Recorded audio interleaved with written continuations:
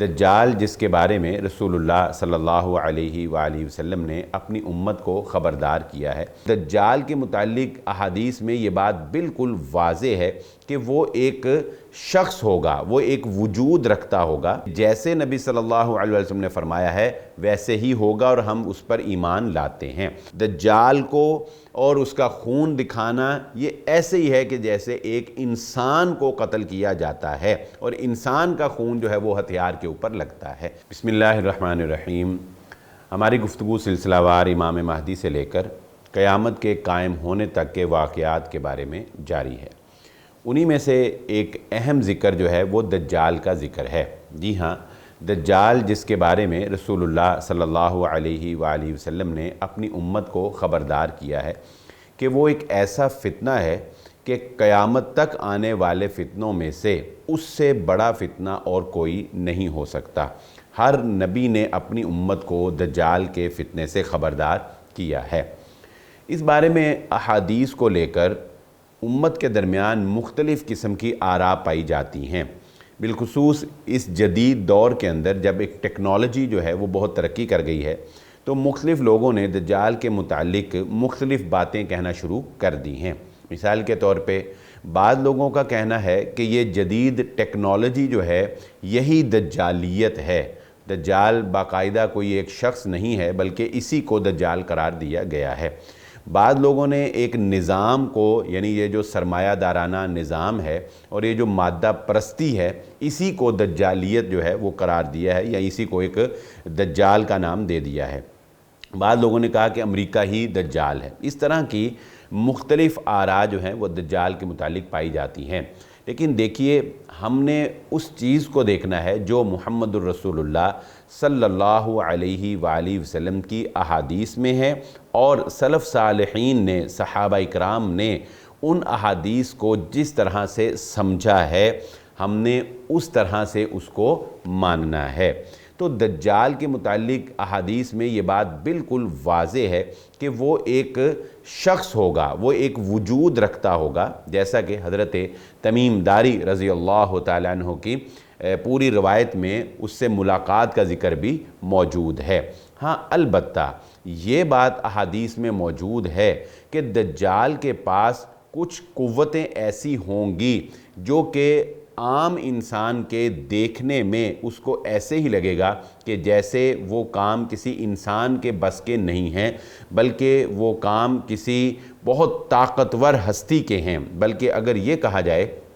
کہ وہ کام آج تک انسان جو ہے وہ خدا کے بارے میں ہی سمجھتا اور تصور کرتا رہا ہے، لیکن وہ کام جب وہ دجال سے ہوتے ہوئے دیکھے گا تو وہاں پر ایمان کو قائم رکھنا اور ایمان پر قائم رہنا قدرے مشکل ہوگا، سوائے اس کے کہ جس کو اللہ رب العزت طاقت عطا فرمائے، ایمان کی طاقت۔ یعنی دجال جو ہے اس کے لیے مسافت جو ہے وہ کوئی معنی نہیں رکھتی ہوگی۔ 40 دن کے اندر وہ پوری دنیا کے ایک ایک گاؤں، ایک ایک بستی، ایک ایک جگہ تک جو ہے وہ اپنی آواز کو پہنچا دے گا۔ اس کی آواز جو ہے اس کے لیے حدود و قیود جو ہیں وہ ختم ہو جائیں گے۔ اسی طرح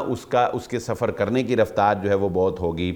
وہ زندوں کو مردہ کر کے دکھا سکے گا۔ وہ آپ کے من چاہی جو بھی آپ چاہت کریں گے، من چاہی خواہش جو ہے اس کو وہ پورا کر کے دکھا سکتا ہے۔ وہ آپ کو ایک جنت نظیر زندگی دے سکتا ہے اور وہ آپ کو ایک جہنم جیسی زندگی میں بھی دھکیل سکتا ہے۔ یعنی کچھ ایسی طاقتیں اس کے پاس ہوں گی۔ اب یہ جو طاقتیں دجال کے پاس ہوں گی، ان کے بارے میں بھی پھر مختلف آراء جو ہیں وہ اب قائم ہو گئی ہیں۔ بعض لوگوں کا خیال ہے کہ یہی ٹیکنالوجی جو ہے یہی اصل میں دجال کی طاقت ہے، اور دجال جب آئے گا تو اسی ٹیکنالوجی کو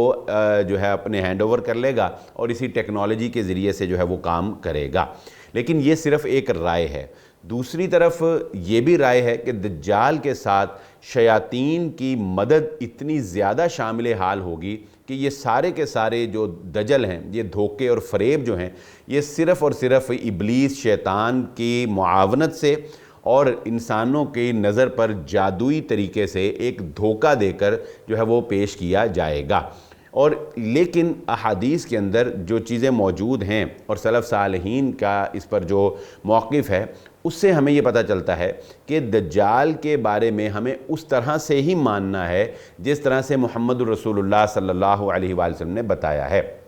یعنی یہ صرف ایک رائے ہے کہ اس کے پاس ٹیکنالوجی آ جائے گی یا یہ سب کچھ وہ ٹیکنالوجی سے کرے گا، لیکن اس رائے کو ہم حتمی جو ہے وہ قرار نہیں دے سکتے۔ ہاں، ہمارے لیے جو بات ضروری ہے وہ یہ ہے کہ ہم احادیث نبوی صلی اللہ علیہ وآلہ وسلم پر یقین رکھیں اور ہم یہ مانیں کہ جیسے نبی صلی اللہ علیہ وسلم نے فرمایا ہے ویسے ہی ہوگا، اور ہم اس پر ایمان لاتے ہیں۔ ہاں، البتہ یہ آراء جو ہیں یہ اپنی جگہ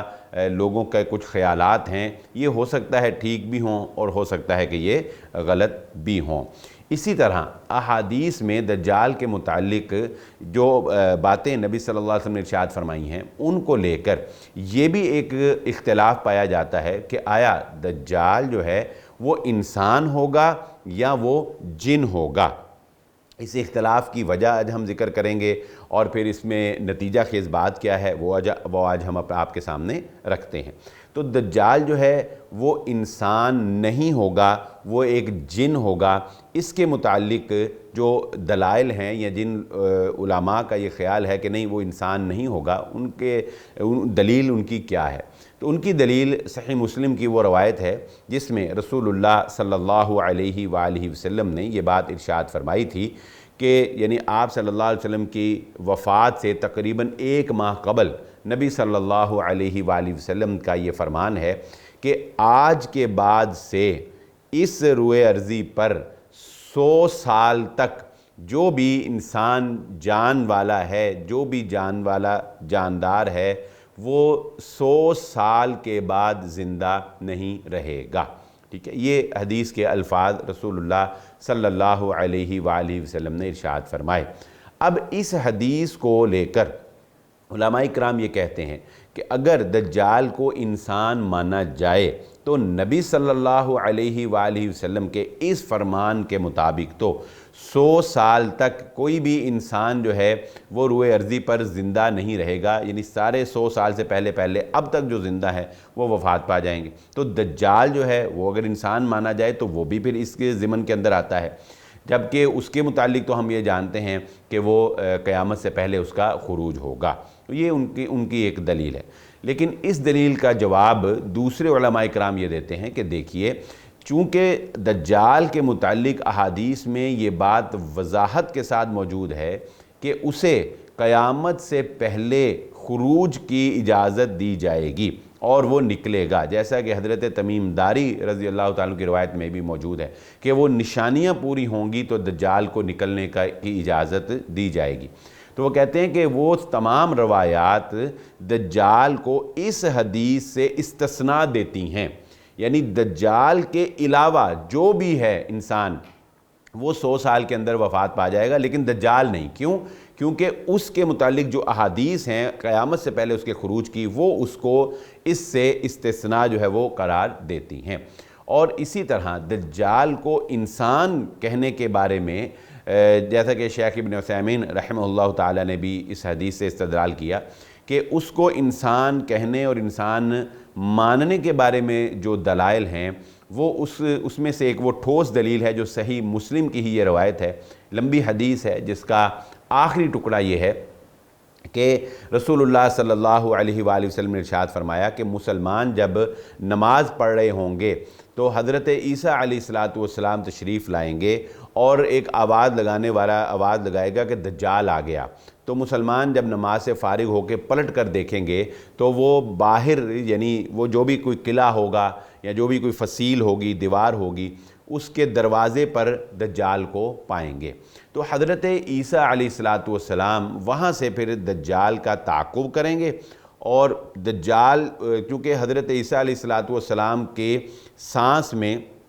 اللہ رب العزت نے ان کی پھونک میں یا ان کی سانس میں یہ قوت رکھی ہوئی ہوگی کہ ان کی سانس جو ہے وہ جس کافر کو بھی پہنچے گی وہ کافر جو ہے وہ موت کے گھاٹ اتر جائے گا، اور دجال جو ہے وہ بھی حضرت عیسیٰ علیہ السلام کی اس سانس سے اور ان کے اس پھونک سے جو ہے وہ جس طرح پانی میں اگر نمک ڈال دیا جائے، ایک نمک کا ایک ٹکڑا پانی میں ڈالا جائے تو جس طرح وہ اس کے اندر جو ہے وہ مکس ڈیزالو ہونا شروع ہو جاتا ہے، اس طرح دجال جو ہے وہ پگھلنا شروع ہو جائے گا،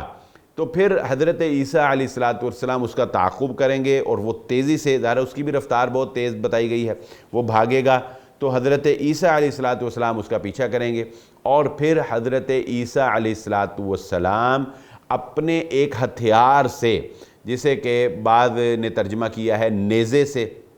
اور بعض نے ترجمہ کیا ہے ہتھیار سے، تو صحیح مسلم کی اس روایت میں آتا ہے کہ حضرت عیسیٰ علیہ السلام اپنے ایک جنگی ہتھیار سے اس کو قتل کریں گے، اور اس کا خون جو ہے وہ مسلمانوں کو دکھائیں گے۔ تو اب اس سے یہ پتہ چلتا ہے کہ جنگی ہتھیار سے قتل کرنا دجال کو اور اس کا خون دکھانا، یہ ایسے ہی ہے کہ جیسے ایک انسان کو قتل کیا جاتا ہے اور انسان کا خون جو ہے وہ ہتھیار کے اوپر لگتا ہے۔ تو اس سے وہ یہ استدلال کرتے ہیں کہ دجال جو ہے وہ بہرحال ایک انسان ہی ہوگا۔ تمام تر دلائل جو اس موضوع کے متعلق ہیں ان کو مد نظر رکھتے ہوئے جو بات سمجھ آتی ہے وہ یہی ہے کہ دجال شخصی اعتبار سے ایک انسان ہی ہوگا، لیکن ابلیس کی معاونت اس کے ساتھ اتنی زیادہ ہوگی، جیسا کہ ابن سیاد کے معاملے میں جو مدینہ ایک بچہ تھا، یہ پتہ چلتا ہے کہ ابلیس جو ہے وہ دجال کی خبریں ابن سیاد تک پہنچاتا تھا۔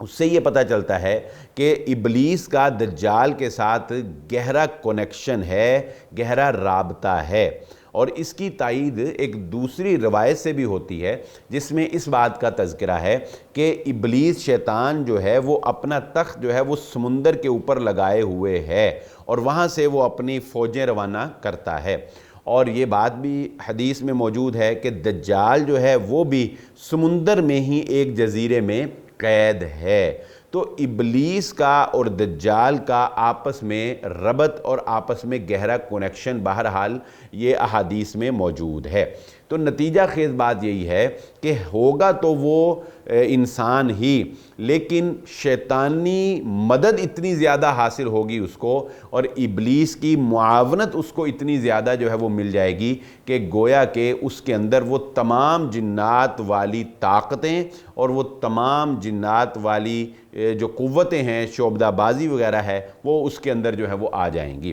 بعض نے یہ بھی کہا ہے کہ وہ ہوگا تو انسان ہی، لیکن خروج کے وقت ابلیس جو ہے وہ اس کے جسم کے اندر جو ہے وہ حلول کر جائے گا، اس کے جسم کے اندر داخل ہو جائے گا، اور جب حضرت عیسیٰ علیہ السلام اس کو قتل کریں گے تو ابلیس جو ہے اس کے جسم سے نکل جائے گا۔ یہ بھی ایک رائے جو ہے اس کے متعلق کہی جاتی ہے۔ بہرحال یہ ساری گفتگو جو ہے وہ ہم نے آپ کے سامنے رکھ دی ہے۔ ہم کسی بھی رائے کو جو ہے وہ فیصلہ کن رائے جو ہے وہ بہرحال نہیں قرار دیتے، کیونکہ جس معاملے میں علماء کے مابین اختلاف رائے ہو جائے تو اس میں ہمیں جو ہے وہ اپنی رائے کو حتمی سمجھنا اور دوسرے کی رائے کا مکمل انکار کرنا یہ بہرحال درست نہیں ہے۔ لیکن جتنا ہم نے ماننا ہے اور جتنا ایمان لانا ہمارے لیے ضروری ہے اس پر ہم نے عمل پیرا ہونا ہے۔ اللہ تعالیٰ سے دعا ہے کہ اللہ تعالیٰ ہمیں اس فتنے سے محفوظ فرمائے۔ ہماری گفتگو سلسلہ وار امام مہدی سے لے کر قیامت کے قائم ہونے تک جاری رہے گی۔ آپ کے سوالات جو ہیں وہ ہمیں موصول ہو رہے ہیں، ہم کوشش کرتے ہیں کہ آپ کے جو بھی اہم سوالات ہیں ان کا جواب ویڈیو کی شکل میں باقاعدہ جو ہے وہ آپ کو دیا جائے۔ پھر بھی اگر کوئی سوال رہ جاتا ہے تو اس کے لیے ہم معذرت کرتے ہیں۔ ہمارے ساتھ اسی طرح منسلک رہیے، انشاءاللہ ہم اس کے متعلق مکمل آگاہی قرآن و سنت کی روشنی میں آپ تک پہنچانے کی کوشش کریں گے۔ اللہ حامی و ناصر ہو۔ اللہ حافظ۔